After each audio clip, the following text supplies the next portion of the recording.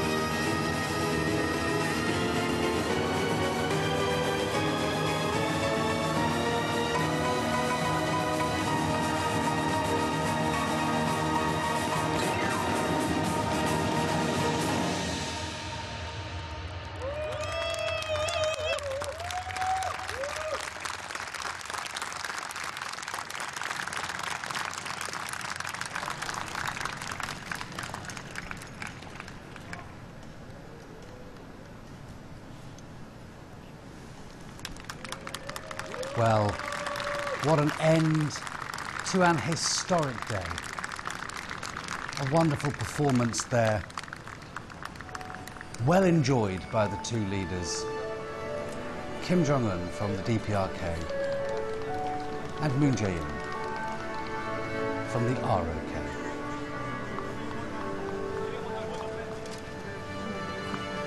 Images there projected, images we never thought we'd see, of the two leaders shaking hands warmly and firmly.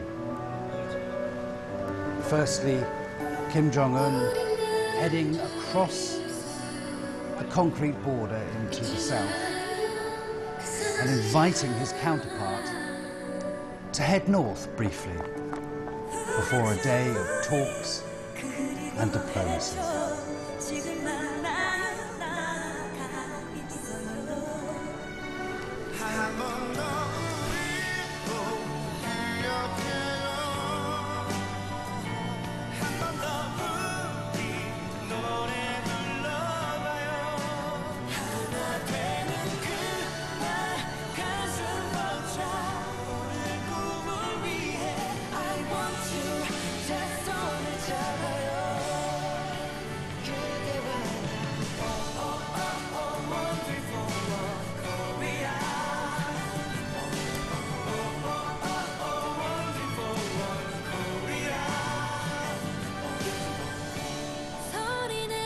What a powerful symbol that is, the two leaders holding hands.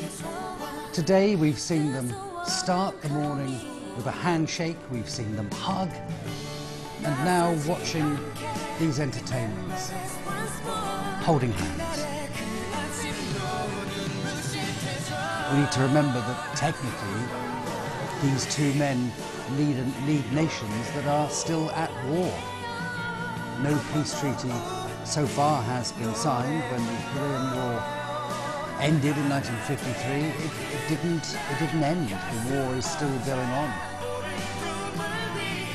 And it's hoped that today is the first day of the beginning of the end of that war.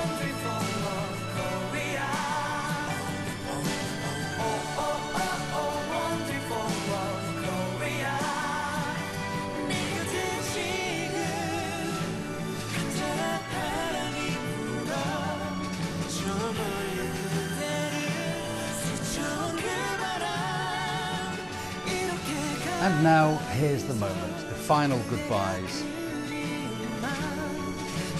As Kim Jong Un and his wife and his sister and his delegation of, I believe, 9 people head back home, head north of the border, north of Panmunjom, the peace village. A great deal of symbolism today, from the tree planting ceremony through to the food that they ate at the banquet. But the real message that's come from today is the symbol of hope, the symbol that something will change. The declaration that they both signed was positive. It talked in the end about the desire for both sides for denuclearization, something that we haven't actually officially heard from the DPRK. Of course, a massive reversal of decades of foreign policy. Also today, they talked about family exchanges so that families in the north and the south can be reunited. Many families have been split up since 1945, but now, after this declaration, many families can come together. It's been an emotional day all round, a long day too. Jack Barton is our correspondent who is there and has been following events throughout the day. Hello to you, Jack. How are you feeling tonight? Well, emotional it is. I've just been sitting here watching my producer tearing up, watching that final show there, Spring Comes, that also included those folk tunes, including the very poignant Arirang. And that is the second time we've heard that today. because they also played that when Moon and Kim reviewed the troops at the beginning, and they call that the unofficial Korean national anthem. It's a traditional folk tune beloved by both North and South, and it's all about reunion. It's all about coming back together. It really symbolizes everything that has been happening today. And what an incredible culmination of an incredible day with this sort of rapport between Moon Jae-in and Kim Jong Un that nobody really expected, according to comments from the delegates there earlier. Even Moon hadn't expected it and was taken by surprise at that instant rapport the two leaders seem to have, which can only help move this process further forward. Did you get a sense that that rapport was genuine? A little bit of it has to be, of course, public managed. Both of them are down trying to put on the best face possible, and we heard from the comments at the podium, both of them clearly pushing their agendas forward. President Moon talking about South Korea's goal. He's been pushing for peace and this secure and friendly relationship. Kim Jong Un talking more about the need, sort of nationalism and the need for Koreans to come together and push away outside forces, something, a theme that the DPRK has really stayed on for generations, really, since the war. But beyond that, if you looked at the body language, yes, there was a genuine rapport there. It was very obvious. Obvious from the fact that those unscripted moments, like stepping back over the demarcation line into the north and then back again, and also by the fact that they went off for a half-an-hour chat together without any security detail around them, which seemed to take many people here by surprise. So we saw it with the two leaders, we saw it there at the end of the ceremony with the First Ladies walking out as well, and of course Kim Jong-un's sister, Kim Yo-jong, had been down here with the Winter Olympics, very much won the hearts of many South Koreans. So a genuine rapport building at many different levels at the moment. This gives us a sense, doesn't it, today, of what to expect in the coming weeks when these two leaders meet with President Trump. What do you think we can expect from this meeting, this trilateral meeting? Because, of course, at the moment, we can't even decide where this meeting's going to happen. Kim Jong Un says he doesn't want to leave the Korean Peninsula. Donald Trump says he's not prepared to come to Panmunjom. How do you see this next meeting taking shape? Would it be as positive as the one today? No, it's probably not going to be as positive as the one we saw today. The one we saw today was remarkable. I don't think anybody expected to see the sort of engagement, the spirit of unification, the bond between Kim and Moon, even if some of that is sort of staged for the cameras. With Trump, it's going to be more difficult. And the other reason is there's really got to be some detail. In that Panmunjom agreement we saw today, there is just a broad agreement to denuclearization. There's no detail on how it will be achieved. There's no detail on what the time frame will be for denuclearization. 1 year, 2 years, maybe a generation. Donald Trump has set down very specific goals, that there has to be a short timeline and that it means full denuclearization. That means giving up all nuclear weapons. Something, Pyongyang clearly sending messages through state media that they're still very reluctant to do. So it is. This has been about a feel-good Korean atmosphere. There's a lot of reunification sort of atmosphere amongst the denuclearization talk. But with Trump, it's going to be all about getting rid of the nuclear weapons. So, yeah, it will be a tougher meeting. Hopefully they have a good rapport, but it's not going to be what we saw today. We've talked a lot today, haven't we, Jack, about symbolism. And we were talking about the tree planting ceremony and saying what a symbolic gesture is. But what strikes me about that tree planting ceremony is the tree had already been planted. The tree was planted back in 2007, symbolising the fact that there was another similar event to this. There was another summit, another crossing of borders back in 2007 with Kim Jong-il and the South Korean president at the time. Not an awful lot seems to have come from that previous summit. Do you think, is that fair to say, that the hype and the pomp and the circumstance of the previous summit didn't actually lead in the direction we wanted it to lead? How do we know that this summit, for all of the rhetoric, for all of the excitement surrounding it, how do we know that this is going to lead to something concrete? We don't know, of course, and there is still a lot of skepticism here, given that the DPRK has reneged on a lot of its promises in the past, and Kim Jong Un even addressed that in those statements, saying that those mistakes of the past wouldn't be repeated. There is more at stake this time. This time, the U.S. is putting the threat of a preemptive military strike on the table. That is very different to in the past. They're essentially saying, we are seriously considering going to war with you if you don't get rid of these weapons. Another factor is, unlike his father or his grandfather, Kim Jong Un has put the economy central to his policy. I mean, it is central now. Before, it was on a equal footing with the nuclear defense program. Now it is the #1 priority, and he has made great progress. The economy is booming in comparative terms, but it won't really take off until those sanctions are lifted. And it's a testament to how far that those sanctions are biting that this summit has actually come about. No one really doubts that it is that pressure that has made this happen. So there's a couple of things there: the threat of war, the need to get the economy going to really, win over the support of his own people. Even people in his position that, have tight control still rely on the elites to support him, and still, rely to some degree on the goodwill of the people. The economy needs to grow further for that to happen. So that these are the dynamics that really need to happen, and they're not going to unless there is a good deal with Washington. Jack Barton, for now, thank you very much indeed for that. Well, let's go now to Jiao Tong, who is a research fellow at the Carnegie Tsinghua Center for Global Policy. Thank you for joining me today. In this accord that was signed by both leaders, it talked about a bilateral summit taking place, the two Koreas plus America. No mention there of China. Do you see China as a pivotal country in these talks and in the peace process going forward? Well, I think they do mention that after the bilateral summit process concludes, they want to start either a trilateral summit meeting process or a quadrilateral meeting process, in which case China will be included as an important player. I don't think China can be absent from future discussions.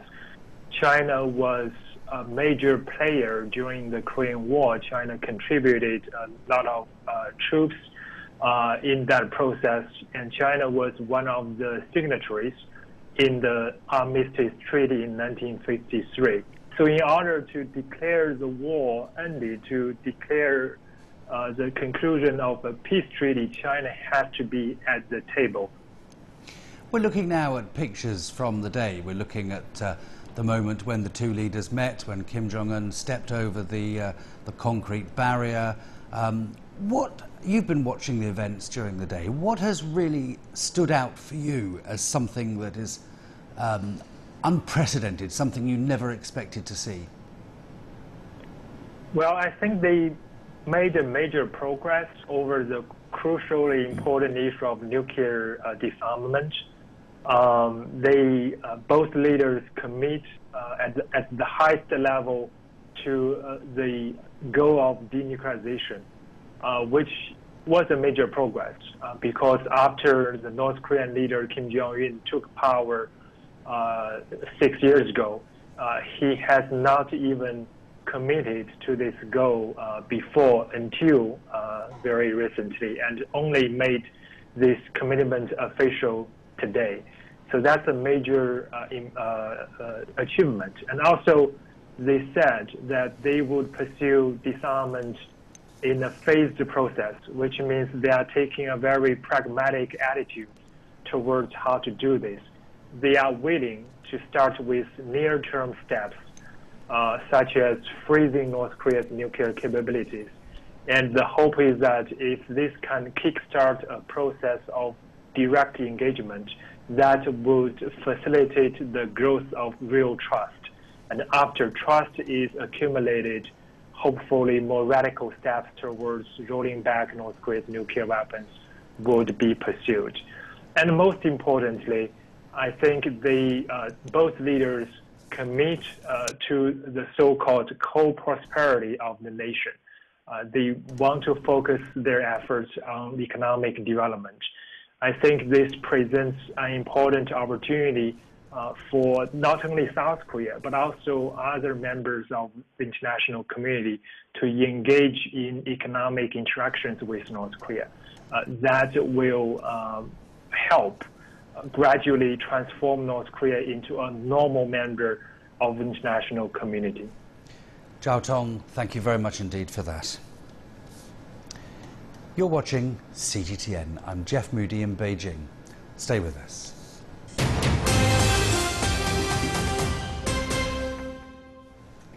Okay, time now for a look at some of the other major stories making headlines around the world. Armenia's acting Prime Minister Korean President